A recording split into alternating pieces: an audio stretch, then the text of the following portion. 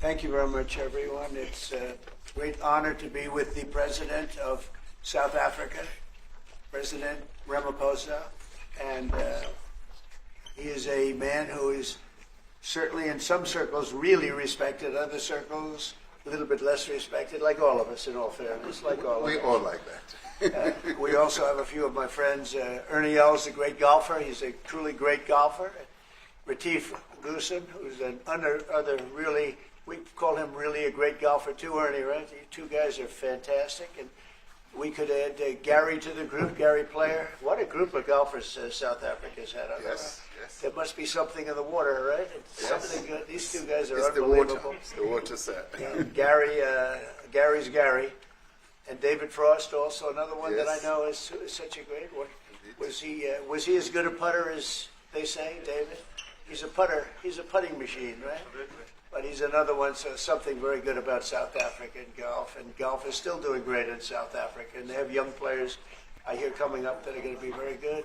But it's an honor to have you here, and my friend, it's an honor to have you, one of the greatest businessmen in South Africa and long beyond. Thank you for being here. It's a very, very great honor. Appreciate it.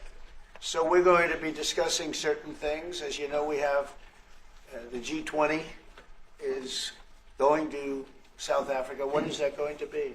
In November. In November. Thereafter, I hand over to you. And yes, we have it next You year. originated the G20, so I'll hand over the baton to you, right. and then you lead the That's G20 right. We're in going the to have world. it. We're going to have it the following year. Yeah. So we'll be discussing many things, and some of the things you've been reading about in the papers, Yes. and the media. And I would say that, look, the president is a truly respected man in many, many circles, and in some circles he's considered a little controversial. But we're going to be discussing some of the things that are taking place in South Africa and see if we can help. And we want to help. And we've had a long relationship with South Africa. I have, because indirectly I have so many friends that live there. I have a lot of friends. I mean, these are famous guys, but I have a lot of friends that live there that are tremendous people. And we'll be discussing that. We'll have a nice conversation. And I really appreciate that you guys came along. It really helps us in our thought process. But it is a great honor to have you, and I appreciate you called. He called. I don't know where he got my number, but I picked up. He said, "I want to come over and see you." That was my honor, and thank you very much for being here. You're most welcome. Thank you Most very welcome. Well, thank you very much for welcoming us to this reformed White House. I've been here before, and it looks really fantastic. I must congratulate you. Thank you. But I also thank you for allowing our delegation. This is a very mixed delegation that you've got. We've got people from government, my ministers. I've got someone from the trade union movement who we really collaborate with, and from business as well, and our sporting legends. When I spoke to you, you said, yes, come along and bring Gary Player, bring Ernie Els and Retief Goosen. I brought the two of them.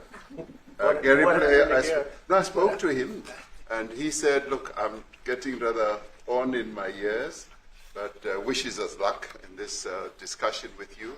So it's a real joy. And I'd also like to thank you for allowing your people to start discussions with us at the trade level. I mean, we are essentially here to reset the relationship between the United States and South Africa.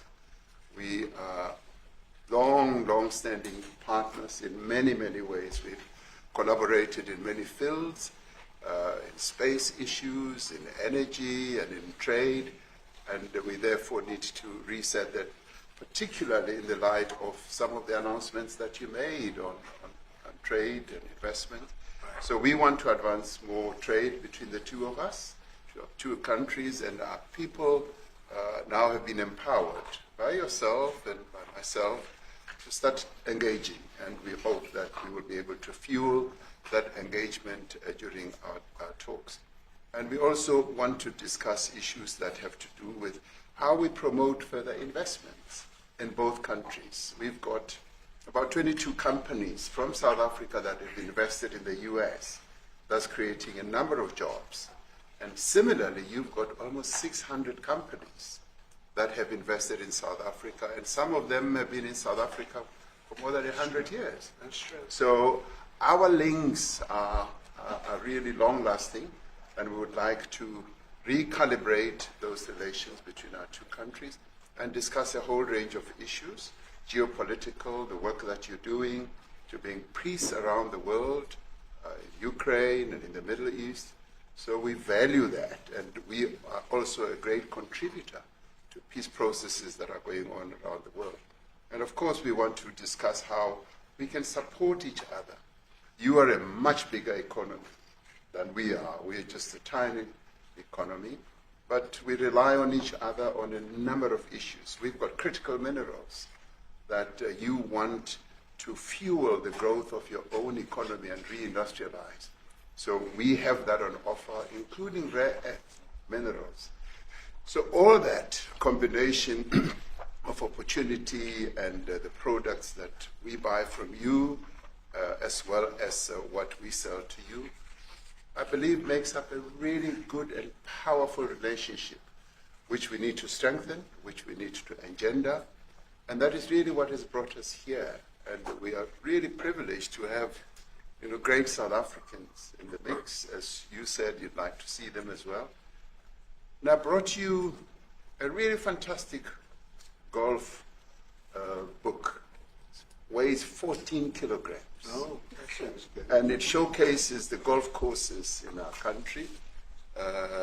Johann Rupert wrote preface, so did Annie else. And I want to showcase our golf courses. You might remember when I spoke to you, and we spoke about golf, you said I should start practicing. And I've started practicing, President, so I'm ready. But let me end just the introductory remarks by thanking you. You may not recall that 5 years ago I spoke to you during the COVID period. Right. And it was at a time when the whole world was going through a really cathartic moment. Right. And we asked for assistance, and you were able to assist us with respirators.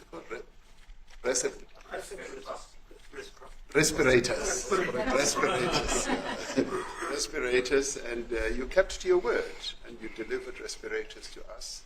We didn't have as many in our country, and it really helped to help us deal with COVID.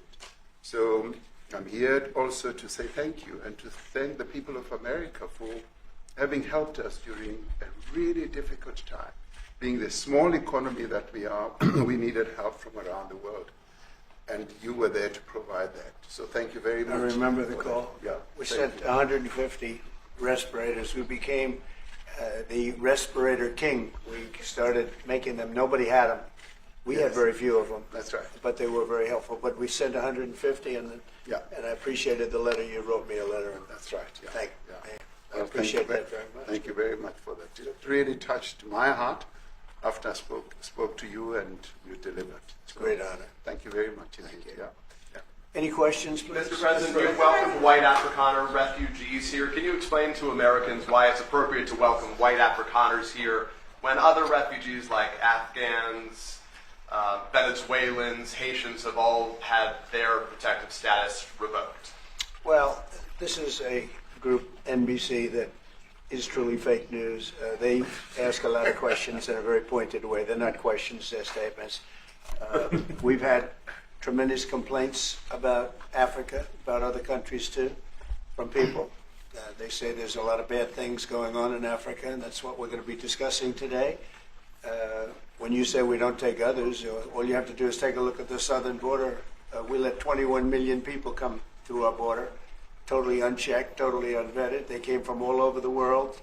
In many cases, they're criminals. They come from prisons. They come from mental institutions. They come from street gangs. They're drug dealers. So don't say that we didn't take them. We're trying to get them out as fast as we can.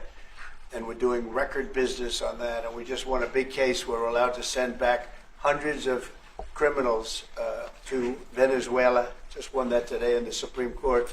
I'm happy to hear. But we do have a lot of people very concerned with regard to South Africa, and that's really the purpose of the meeting, and we'll see how that turns out. But we have many people that feel they're being persecuted, and they're coming to the United States. So we take from many locations if we feel there's persecution or genocide going on. And we had a lot of people. I must tell you, Mr. President, we have had a tremendous number of people, especially since they've seen this. Generally, they're white farmers, and they're fleeing South Africa, and it's a very sad thing to see. But I hope we can have an explanation of that, because I know you don't want that. It's a kind of a different meeting. Normally we have meetings, we talk about trade, and we'll be talking about trade and other things. But that certainly will be a subject that comes up. Yeah. Yes, please. Yeah, Brian? thank you very much. I'd like to get your thoughts on Letitia James. Director Polte, according to him, Letitia James says that the alleged mortgage fraud was simply a mistake. I want to get your thoughts on that. She put down that her father was her husband in order, and this is very similar to, I guess, the false attacks they had on him.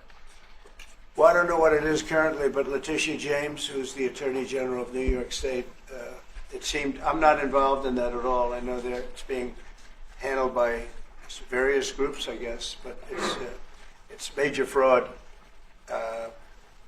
mortgage documents, and fraudulent everything. Yeah, I think she said the father was her husband, which she had to have a husband, or so she chose her father, and she put it down, and she had didn't she sign in Virginia, yet she said she lived in Virginia, yet she's the New York State Attorney General, and she did that for tax reasons, so she could take advantage of taxes. And she had the wrong number of units. She had a much different number, which wouldn't have allowed her to qualify and scam the government. So I don't know. I think she's very bad for New York, but I really don't know too much about it, but I appreciate the question. Yes, sir. Thank you very much. Yes, Yes. Mr. President, what's the for you to Go be ahead. convinced that there's no genocide? Go ahead. Please. Thank you, Mr. President. So May 25th will be the celebration of Africa Day, which pretty much a lot of celebration will be taking place around the world, including here in the United States. What is your message to the entire African continent, African people, in this important occasion? Well, I want to see peace, and I want to see happiness. I want to see health, and you have incredible land. There's tremendous value. A lot of countries don't have that value in the land. The value you have. We have a situation. I think you probably heard about it. We've done through some very talented people, helped settle a war that's been raging for years, Rwanda and the Congo, and I think we've done it. Believe it or not, I think we've done it. And could you just say a few words about that, my friend? Yes.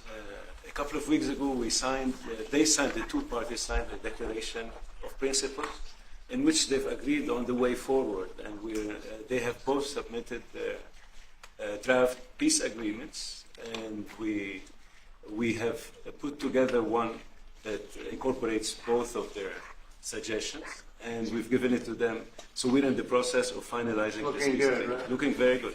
No, we have to thank you for even those efforts, because the African continent, particularly SADC, our Southern African Development Community, has for years been seeking to foster peace in the Democratic Republic of the Congo. So all efforts, including those from outside the continent and inside the continent, are really worthwhile. We are removing our troops from there so that peace can then prevail in that whole area.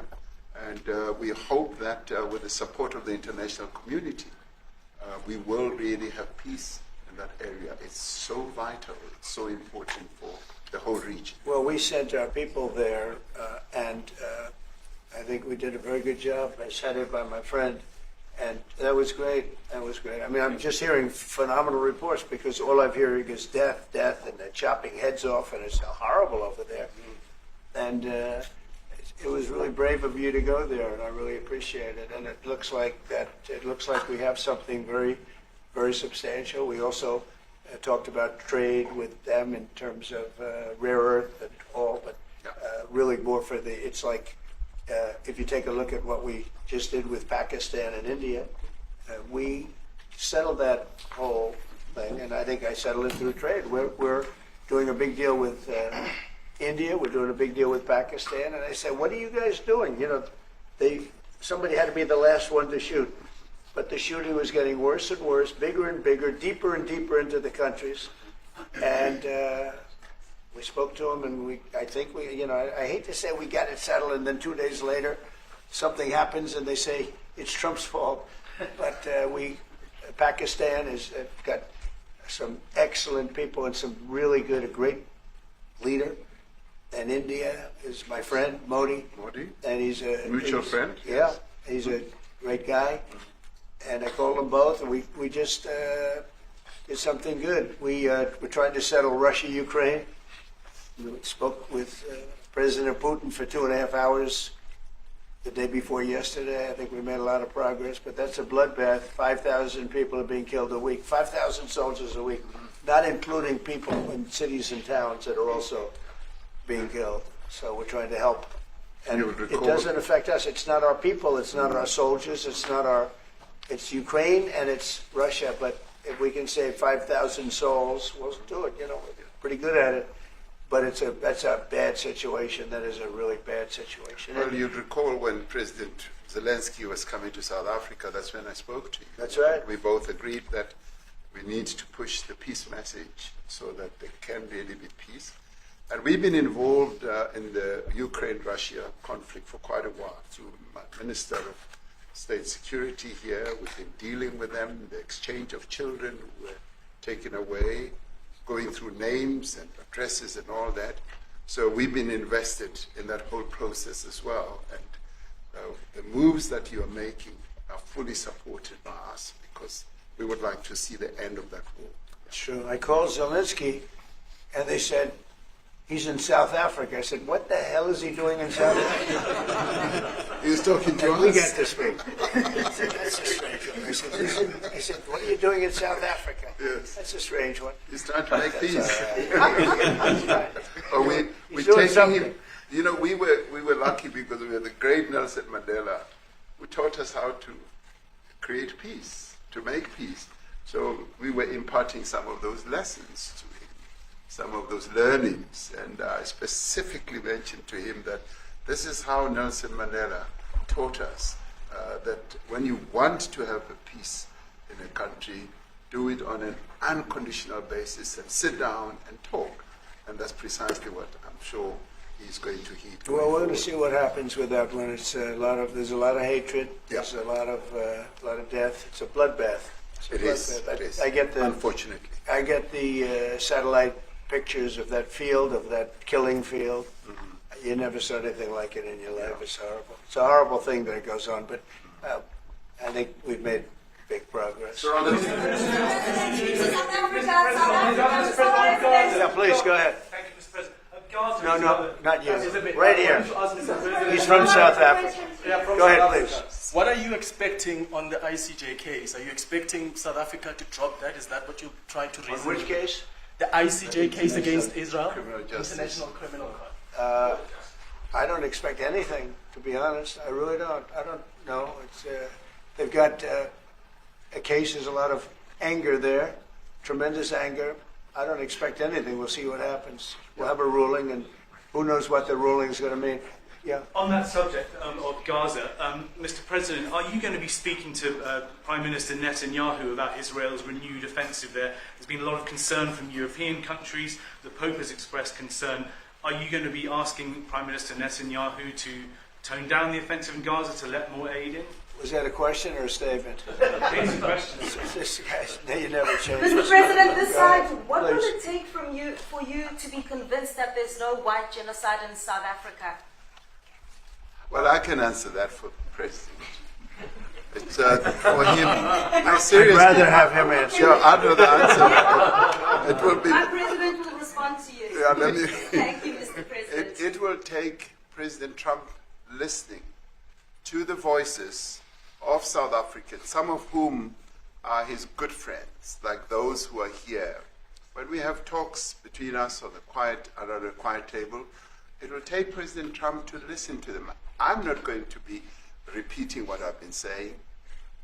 I would say if there was Afrikaner farmer genocide, I can bet you these three gentlemen would not be here, including my Minister of Agriculture. He would not be with me. So it'll take him, President Trump, listening to their stories, to their perspective. That is the answer to your question. But, Mr. President, I must say that we have, no, wait. We have thousands of stories talking about it. Sure. And we have documentaries, we have news stories. And that. Is Natalie here, somebody here to turn that? I could show you a couple of things. And it has to be responded to. Yeah, sure. Let me see the articles, please, if you would. And turn the lights down. Turn the lights down and just put this on. It's right behind you, Johan. There's nothing this parliament can do. With or without you, people are going to occupy land. We require no permission from you, from the president, from no one. We don't care. We can do whatever you want to do. Who are you to tell us whether we can occupy land or not? We are going to occupy land. Yes. South Africa, occupy land. That's who we are. Honorable member, can withdraw my membership from this useless parliament. Yes, honorable member. Must never be scared to kill. A revolution demands that at some point there must be killing, because the killing is part of a revolutionary act. Shoot to kill. Yamaza. Kill the poor, the farmer. Kill the poor, the farmer. Pa, pa, pa, pa. To kill. Yamaza. Kill the poor, the farmer. Kill the poor, the farmer. The mayor of DA in PE is a white man. So these people, when you want to hit them hard, go after a white man. They feel a terrible pain because you have touched a white man.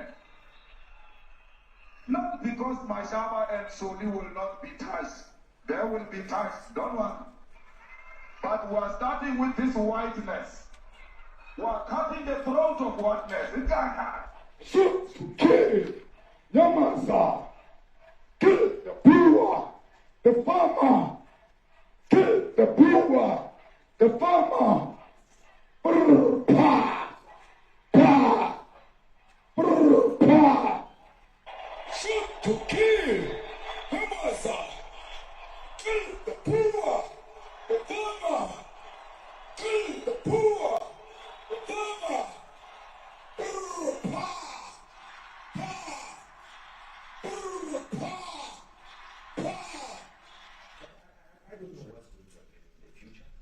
Central was not called for the killing of white people, at least for now. I can't see the future. Yeah, but I mean, you'd understand somebody watching that, especially as it gets shared on Twitter. They freak out. It sounds like a genocidal.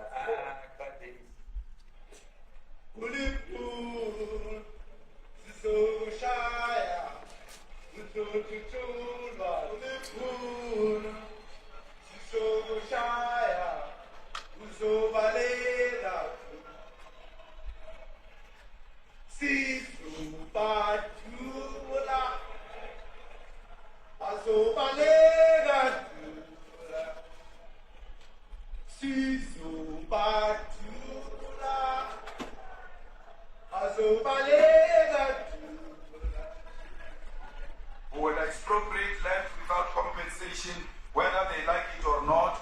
If they object, they can seek refuge in America. Now this is very bad. These are burial sites right here. Burial sites. Over 1,000 of white farmers, and those cars are lined up to pay love on a Sunday morning. Each one of those white things you see is a cross, and there's approximately 1,000 of them. They're all white farmers, the family of white farmers. and those cars aren't driving. They're stopped there to pay respects to their family member who's killed. And it's a terrible sight. I've never seen anything like it. Both sides of the road, you have crosses.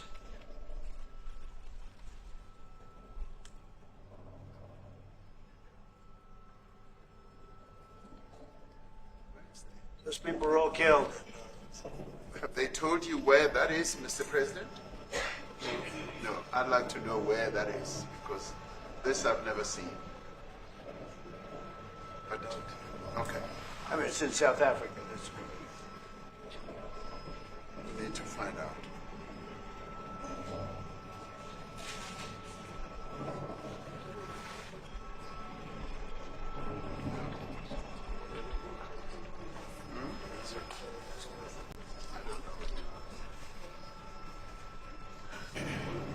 those people. I don't know. No. Okay. Mr. President, the Pentagon announced that it would be accepting a Qatari jet to be used as Air Force One. Perhaps What are you talking about? Can we have a South Africa question, please? Mr. President, The Pentagon's going first. What does this have to do with the Qatari jet? They're giving the United States Air Force a jet, okay? And it's a great thing. We're talking about a lot of other things. It's NBC trying to get off the subject of what you just saw. You are a real, you're a terrible reporter. Number one, you don't have what it takes to be a reporter. You're not smart enough. But for you to go into a subject about a jet that was given to the United States Air Force, which was a very nice thing, they also gave $5.1 trillion worth of investment in addition to the jet. Go back, you ought to go back to your studio at NBC because Brian Roberts and the people that run that place, they ought to be investigated. They are so terrible the way you run that network. And you're a disgrace. No more questions from me. Go ahead. Go ahead, talk about that. Please, may we have a South Africa His name is question, Peter Mr. President something. He's Trump? a terrible If they're reporter. committing genocide, why invite them to the White House? I'll be quiet. Quiet. Sure, that's my question now. Let's go. Thank you so much, President Trump. Annika Larson from ENCA in South Africa. Thank you very much for hosting us. What would you like President Ramaphosa to do about the situation that we've just seen on the screen? I don't know. Look, these are articles over the last few days. Death of people. Death. Death. Death. Horrible death. Death. I don't know. But you know that there Pick are black anyone. people who are White dying South the most. Africans are fleeing because of the violence and racist laws. And this is all. I mean, I'll give these to you. So when you say what would I like to do, I don't know what to do. Look at this. White South African couple say that they were attacked violently. President Trump, when will you go and see for yourself if it is? Well, I could do that. Look, here's burial sites all over the place. President These are all white farmers that are being buried. President Trump. And he asks about a jet that was given. My first question You is ought to about be Africa. ashamed. We're not interested in the You are so bad. You're such a bad reporter. If they're committing genocide, why invite them? Sir, if they are committing genocide, why invite the South Africans to the White House? May I finish, please, President Trump? President Trump. This is one after another. This family was wiped out. I'm just looking.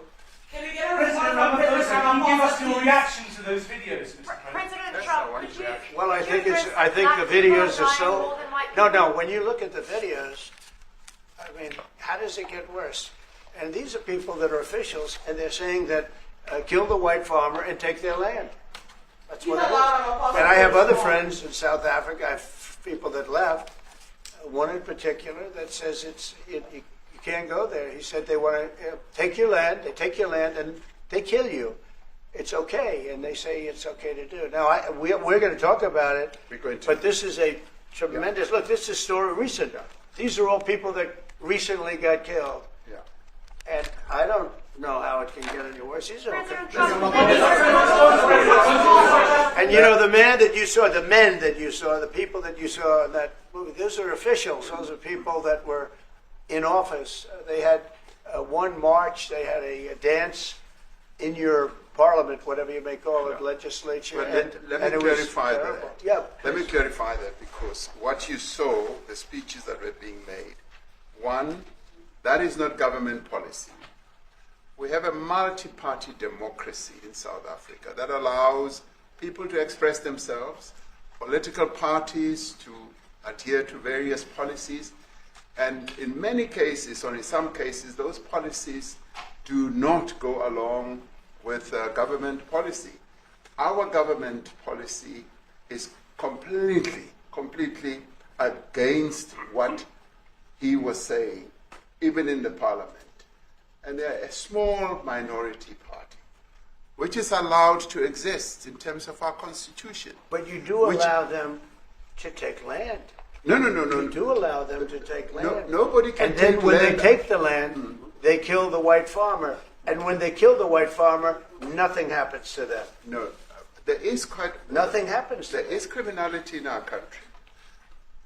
People who do get killed, unfortunately, through criminal activity, are not only white people. Majority of them are black people.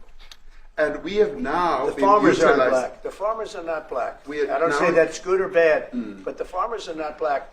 And the people that are being killed in large numbers, and you saw all those grave sites, and those are people that loved ones going, I guess on a Sunday morning, they tell me, to pay respect to their loved ones that were killed.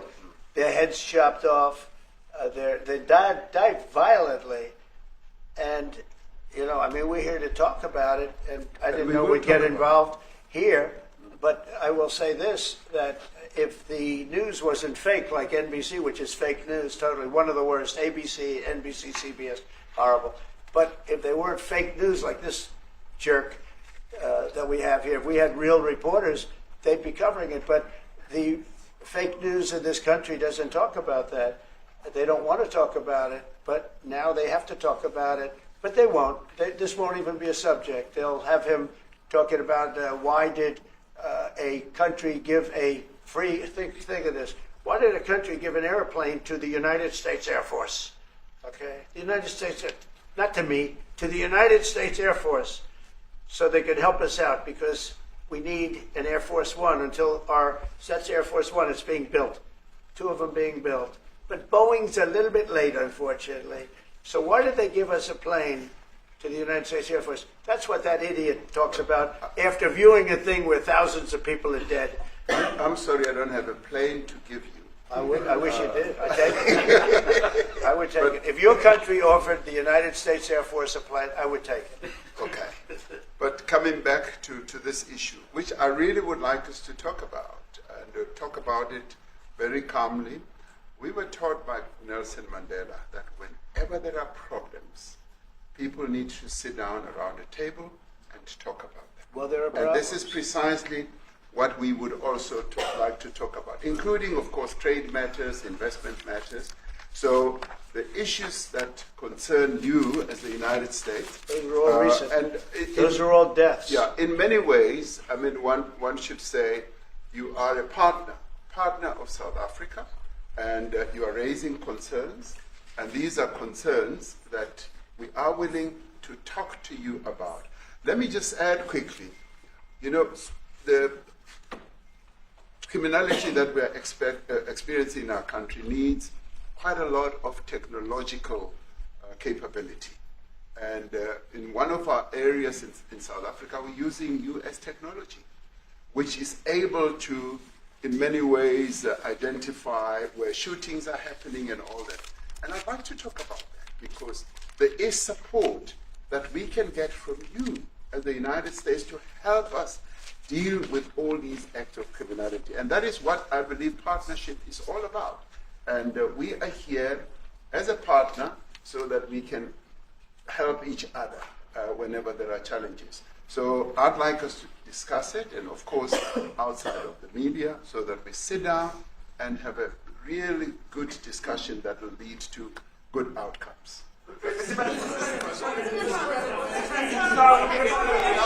there any other further punitive measures that could be in place should you not be satisfied that South Africa is fixing some of the very bad things, in inverted commas, that you tweeted are happening?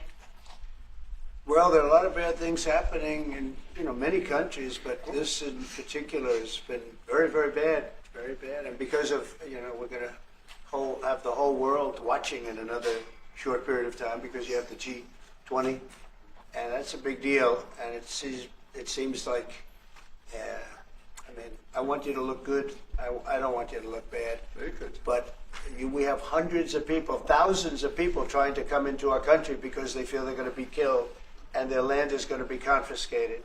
And you do have laws that were passed that gives you the right to confiscate land for no payment. You can take away land for no payment. I want to clarify that because we have a constitution. Our constitution guarantees and protects the sanctity of tenure of land ownership. And that constitution protects all South Africans with regard to land ownership. However, we do say, because we've got to deal with the past, the government, and as your government also has the right to expropriate land for public use. And you're doing that. And we've never really gotten underway with that. And we are going to be doing you're so. You're taking people's land away we have not. from them. We have, And those people, in many cases, are being executed. They're being executed. And they happen to be white, and most of them happen to be farmers. And that's a tough situation. I don't know how you explain that. How do you explain that? They're taking people's land away, and in many cases, those people are being executed. And in many cases, it's not the government that's doing it. It's people that kill them and then take their land, and nothing happens to them. But we have thousands of people that want to come into our country. They're also going to Australia in a smaller number. But we have thousands of people that want to come into our country, and they're white farmers, and they feel that they're going to die in South Africa, and it's a bad thing. Yeah, what can South Africa do? What concessions would you like to see them make to improve relations with the United States? Then I have one more for President Ramaphosa afterwards. Well, you know, we just spoke about, I got them a very, very complex machine, 150 of them. And I was asked by the president if it could help. Yes. And I did that. And, you know, I have great feeling for all countries. I deal with all countries. But I have a great feeling for South Africa because I have friends. I have a couple of friends, a few friends here today. But I have many friends from South Africa. But many of those friends are not, they can't go back. I have, Elon is from South Africa. I don't want to get Elon involved. That's all I have to do, get him into another thing. But Elon happens to be from South Africa. This is what Elon wanted. He actually came here on a different subject, sending rockets to Mars, okay? Yes. He likes that better. He likes that subject better. But Elon is from South Africa, and I don't want to talk to him about that. I don't think it's fair to him. That's right. But I will say that people are fleeing South Africa for their own safety. Their land is being confiscated, and in many cases they're being killed. And that scene of, you see how many crosses they have. Those crosses, that's a dead person in every one of them. And those trucks or cars are paying their respects to all of those dead people on a Sunday morning. That's a rough thing to explain away. And the problem we have, and the way, you know, a correct and a fair media exposes things. But we have a very corrupt media. They won't even report this. If this were the other way around, it would be the biggest story. Now, I will say apartheid, terrible. That was the biggest story. That was reported all the time. This is sort of the opposite of apartheid. What's happening now is never reported. Nobody knows about it. All we know is we're being inundated with people, with white farmers from South Africa, and it's a big problem. Marco Rubio was telling me he's never seen anything like it. The numbers of people that want to leave South Africa because they feel they're going to be dead very soon. Yes, please. I was going to say, Brian, if I could just ask you a question. 72% of farmers in your country are white. If they flee, do you feel that maybe the economy could collapse? You may not have a gap to fill in those people that need to replace those farmers. You know, I'd like my Minister of Agriculture, who is white, who comes from an opposition party to mine, who's joined my government at my invitation to address this very issue, including the question that you've just raised. John? Thank you very much, Mr. President. Yeah. And Mr. President, thank you for welcoming us to the White House. I would say we have a rural safety problem in South Africa. I don't think anyone wants to candy coat that. And it requires a lot of effort to get on top of it. It's going to require more policing resources. It's going to require a different strategy to be able to deal with it. But certainly the majority of South Africa's commercial and smallholder farmers really do want to stay in South Africa and make it work. And I've just come from the largest agricultural show in the Southern Hemisphere with organized agriculture and farmers, and the majority of them want to stay. But they too there have a memorial to those who've died as a result of farm attacks. And as the Minister of Agriculture, it is something that I'm particularly exercised with my colleagues at police and my colleagues in the justice cluster to stop making farm attacks and stock theft a priority crime. And it affects all farmers in South Africa, particularly stock theft. It has a disproportionate effect on smallholder black farmers. I also want to just say this, that the two individuals that are in that video that you've seen are both leaders of opposition minority parties in South Africa. Mkhonto weSizwe under Mr. Zuma and the economic freedom fighters under Mr. Malema. Now the reason that my party, the Democratic Alliance, which has been an opposition party for over 30 years, chose to join hands with Mr. Ramaphosa's party was precisely to keep those people out of power. We cannot have those people sitting in the union buildings making decisions. And that is why after 30 years of us exchanging barbs across the floor in Parliament and trying to get one over on each other, we've decided to join hands precisely to keep that lot out of government. Because the day they get in to the doors of the union buildings in South Africa or control of our Parliament, that's what you're going to see. And that is why this government, working together, needs the support of our allies around the world so that we can strengthen our hand, grow our economy, and shut the door forever on that rabble getting through the doors of the union buildings, because then South Africa's future would be... So you denounced that type of language in the video that you saw? Oh yes, we've always done so. As government, as my own party, we are completely opposed to that. We, in 1955, adopted a document which said South Africa belongs to all who live in it. But why wouldn't you arrest that man? That man said, kill the white farmers, kill the white farmers. And then he danced, and he's dancing, and it's kill the white farmers. I'm not sure, but I think if somebody got up in Parliament and started saying kill a certain group of people, he would be arrested very quickly. That man is going all over South Africa, and that's not a small party. That was a stadium that holds 100,000 people, and I hardly saw an empty seat. That's a lot of people. That's a lot of representation. And those crosses, we have dead white people, dead white farmers, mostly. And you take a look at Australia. They're being inundated, and we're being inundated with people that want to get out. And their farm is valueless. It's valueless. And they just want to get out with their life. And this is a very serious situation. And if we had a real news or real press or media, we don't have that because they won't talk about this because they're all guys like that idiot. But if we had a real press, it would be exposed. And you know, the beauty of exposing it is it's like a cleansing action. When it gets exposed, it'll get fixed. That's when it'll get fixed. But people don't talk about it. And I'll tell you who's talking about the thousands of people that are fleeing South Africa right now. We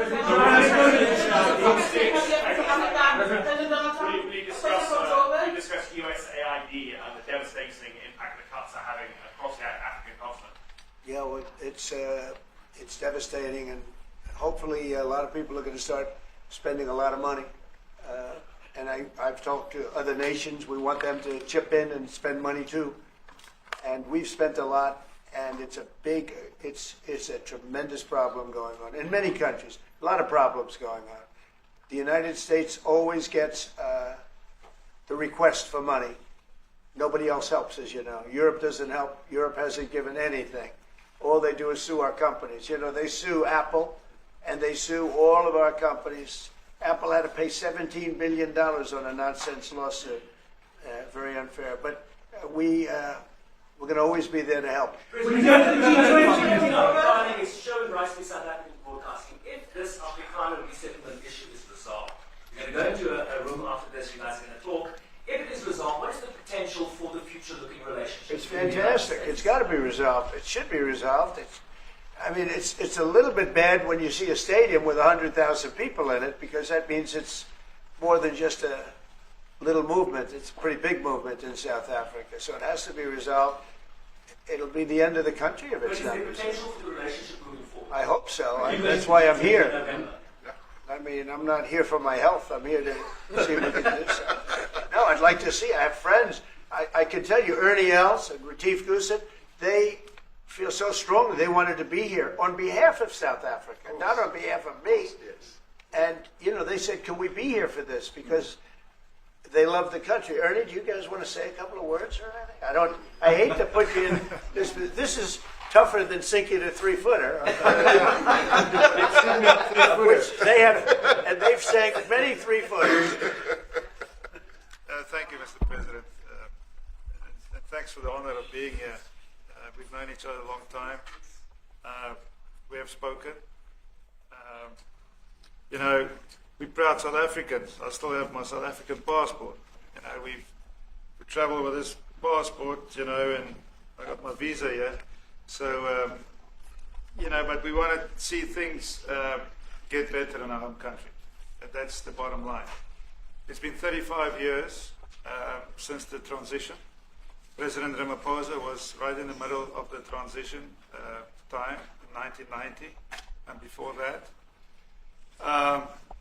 So it's been 35 years of ANC government, and I know there's a lot of anger, through the transition. There was also a lot of stuff happening in the apartheid days. We grew up in the apartheid era, but I don't think two wrongs makes a right. President Mandela, when he came out of prison for all that time, didn't come out with hatred, and really unified our nation through sport. We won the Rugby World Cup in 95. 4 times. We won the African Nations Cup, soccer. We won some majors as golfers and so forth. So what I'm trying to say is, this has been a long time coming. That's why we really wanted to meet you, meet the administration, and see our way forward, because we still want to see our country flourish. We've got some great things going on. Business is getting involved with government. Farmers are getting involved in local municipalities, trying to rebuild some of the infrastructure that's been decaying for a long time. So there's a lot of coexistence going on and help from a lot of areas. But I feel we need the U.S. push this thing through. We've got a great ally, if we can have the U.S. It's always been an ally of South Africa for a very long time. Even in the days of the war, up in Angola, you guys helped us. So very important for us to have your support and get the change we need. Where did you do that well? He might have done that even better than he plays golf, which is almost impossible. Johan, please. Sorry, Mr. President, if you had to wind all of those tapes properly, you will see I'm the biggest target of that rabble-rouser. Number one for over 10 years, Mr. Malema. In fact, the first time I met him, he was in the youth league with that gentleman, and look how he's changed. Right. We have too many deaths, but it's across the board. It's not only white farmers, it's across the board. And we need technological help. We need Starlink at every little police station. We need drones. I actually got drones donated for the peace parks to stop elephant and rhino poaching. And his predecessor stopped the importation because he said the United States would spy on us. I mean, U.S. basics, the ridicule. So if you can help us. Remember, sir, you and I lived in New York in the 70s. We never thought New York could be what it became. 2 commissioners, a tough mayor. We need your help to stop this awful killing. But it's across the board. Ernie is right now building a house in George. I'm building 3 cottages for my grandchildren on a farm outside Graaff-Reinet. I often go to bed without locking the door. And we have a serious problem with illegal aliens who stream across the border. And if you really look at our statistics, a lot of these murders, firstly, it's unemployment and illegal aliens. And then I met Vice President Barrage many years ago at the Charlie Rose show. My wife loved his book. And she reminded me this morning that you emphasized the devastation that occurs when big companies leave towns and cities, and there's a culture of dependency that develops. I remember you discussing it. Now that's our problem. If we don't get our economy to grow, the culture of dependency and the lawlessness will increase. I've been against apartheid all my life, and I'm their #1 target. Please just Google my name and Malema. You'll see it, sir. Yeah. He marched on the farm. But the crime is bad. The crime is terrible, sir, but Mr. Steenhuisen won't admit to it, but he runs the Western Cape, where I live. And the biggest murder rate is in the Cape Flats. Gangs. We've got gang warfare. Like your M33, whatever these guys. We've got equivalents there.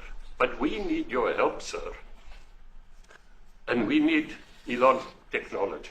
Well, one of the real areas of support is really in investments. We've got to grow our economy, because through growing the economy, we're then able to create more jobs. Because crime really thrives where there is inequality and unemployment.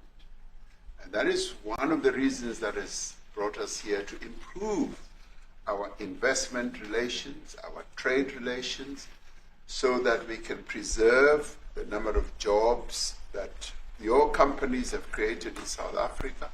By virtue of what we export to you, we are able to create up to 500,000 jobs in the auto industry, in the agricultural industry, and a number of other industries, mining, where we export things to you. And we also know that as South African companies invest here, you are also able to create jobs. So it's a mutually beneficial relationship.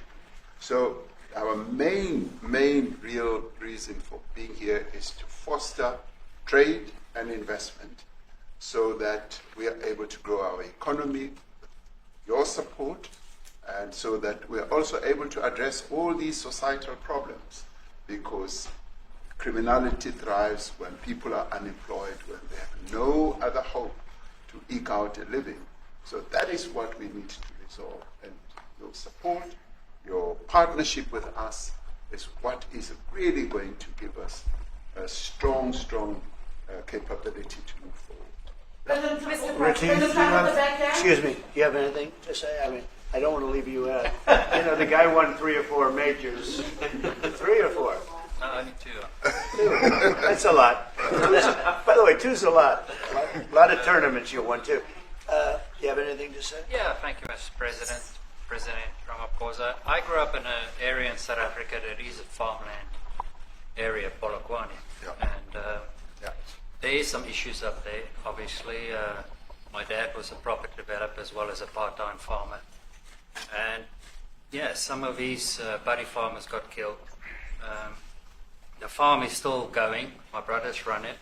But it's a constant battle with farms they're trying to burn the farms down to chase you away. So it is a concern to try and make a living as a farmer. And at the end of the day, without farmers, there's no food on the plate.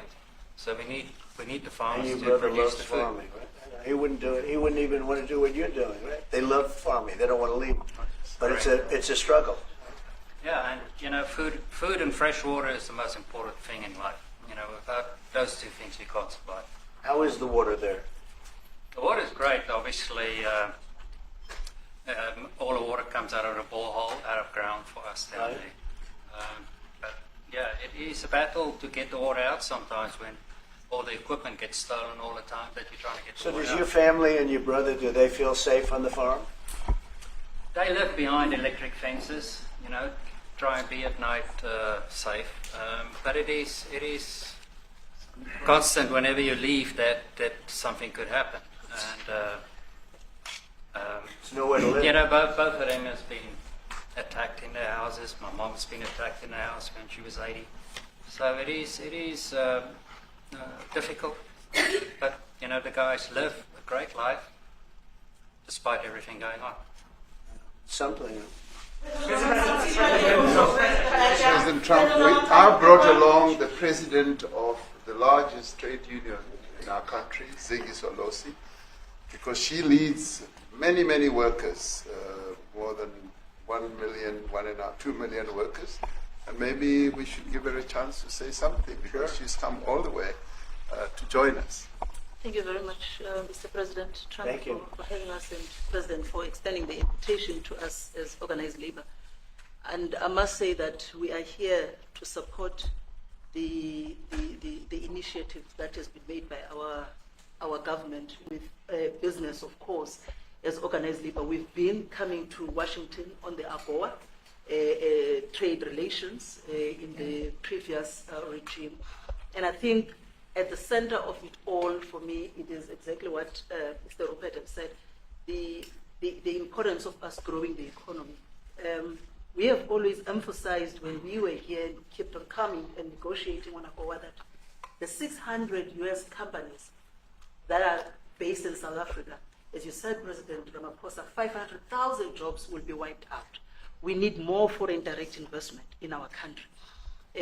We are not just talking about those that will lose employment, but we are talking about over 40% of people that are unemployed, that have no hope of ever finding a job. And we think that, correctly, as they have said, that we need to deal with the issue of porous borders in our country, so that everyone that comes in is documented. We also need to, and I would have thought that the minister would address the issue of land expropriation and how the policy works in South Africa. Recently, President, as you were preparing to come here on the news, in, I think it was in Natal, there was a handover of farms, and white farmers were saying, we are donating the land, but also there's a willing buyer, willing seller in South Africa. So there is no expropriation without compensation, but it is a willing buyer, willing seller. And that white farmer was even saying, President, that the government is even paying more in buying the land than what the land is worth of. And I think those are the realities, President, that we must say that we need to address, of course, but also the importance of agriculture linked to AGOA. People rely on it, and I think, as Retief have said, for survival and living. But lastly, for me, President, is also the issue of the crime statistics. There is no doubt about it that we are a violent nation, you know, for a number of reasons, and we're not condoning anything.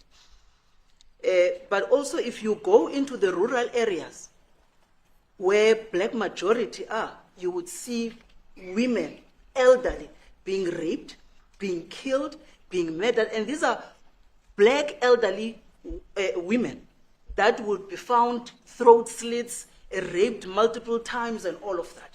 And the problem in South Africa, it is not necessarily about race, but it is about crime.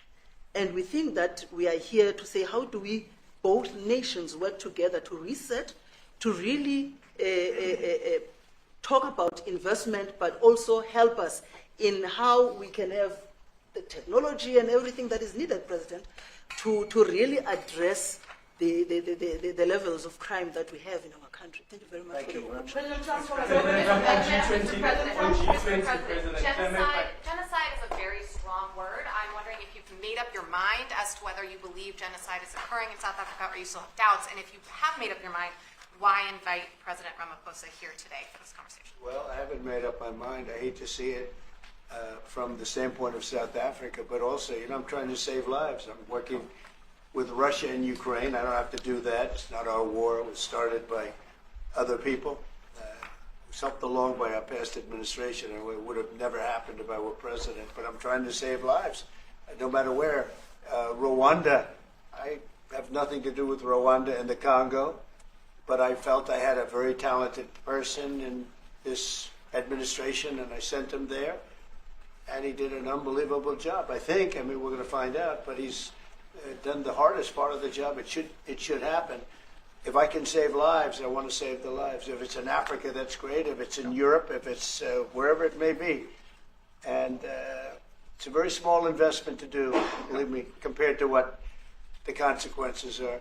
So I hope we can do something. Look, I have so many friends. These two men, I have great admiration for them because I know what they do for a living. And that's a very hard living.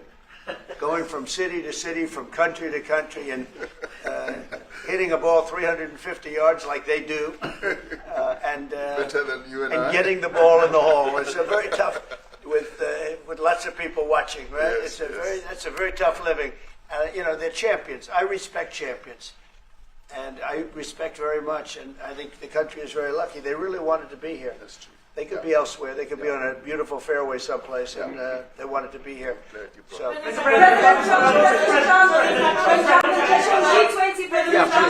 name is Yanda Mhobo from Newsroom Africa in South Africa. How important is it for the United States to be at our G20 summit in November, given the relationship between our two countries? You've just heard what has been said to you just now. Are you coming, and are you preparing to come? So without the United States, the G20, just like the G7, used to be the G8, but brilliantly they threw Russia out. Would have been a lot better if Russia was in. A lot of people would say, oh, that's not it. Because if Russia was in, you probably wouldn't have this war. And if you had a different president, you wouldn't have the war either. But we have a G7. It's important that the United States is at both of them. I think without the United States, I really believe it's not very important.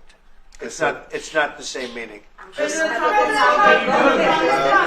I said to President Trump, the U.S. really originated the G20. And it's important that the United States continues to play a key role in the G20. And we are privileged to be the president of the G20, but we are even overjoyed that we are going to hand over to the United States, who are the originators. And for that reason, I expect the United States to continue playing the leadership role in the G20 together with other countries. And I've said when I initially spoke to President Trump on the phone, I want him to come to South Africa for a state visit, and I also want him to come and participate in the G20. And I want to gladly hand over to President Trump to take the leadership of the G20 forward in November. Thank you very much. Thank you very much. Thank you.